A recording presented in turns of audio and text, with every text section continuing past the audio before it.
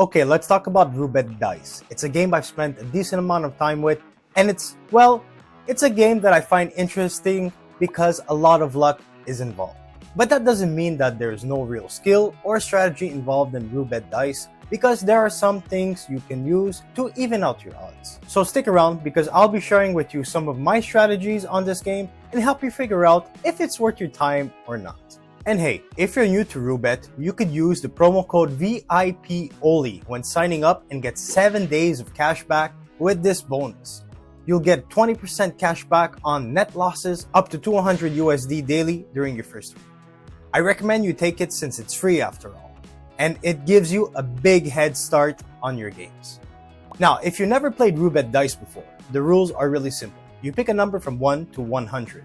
Your target, then you choose whether you want the dice to roll over under that number. You decide how much you want to bet and click roll. That's it.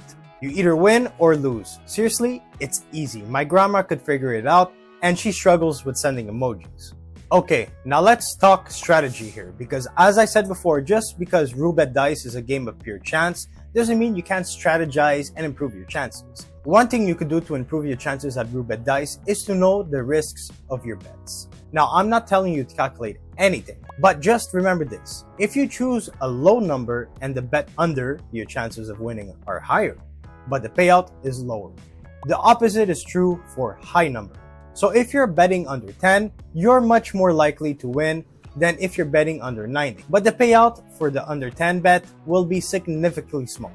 The same logic applies to betting over, just in reverse. Then there's the whole bankroll management thing. I've tried different strategies, and honestly the most effective is setting a daily or weekly limit for myself and sticking to it no matter what. It's so easy to get carried away, especially if you're on a winning streak.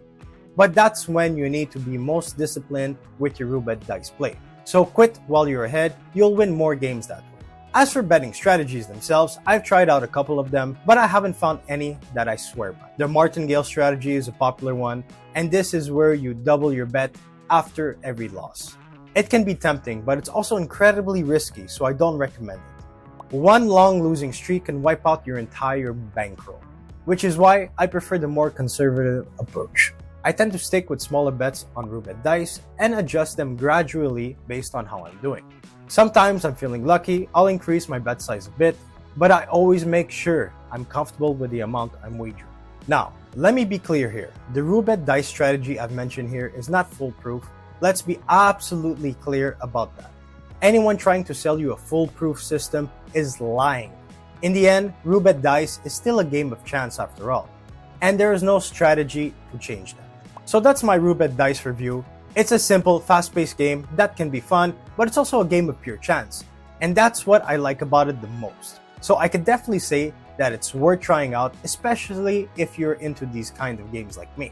Just remember, there's no foolproof strategy with Roobet Dice. Just manage your bankroll, understand the odds, and don't bet more than you can afford to lose. And most importantly, have fun. And don't forget to use the promo code VIPONLY when signing up for that cashback bonus. You're going to need it.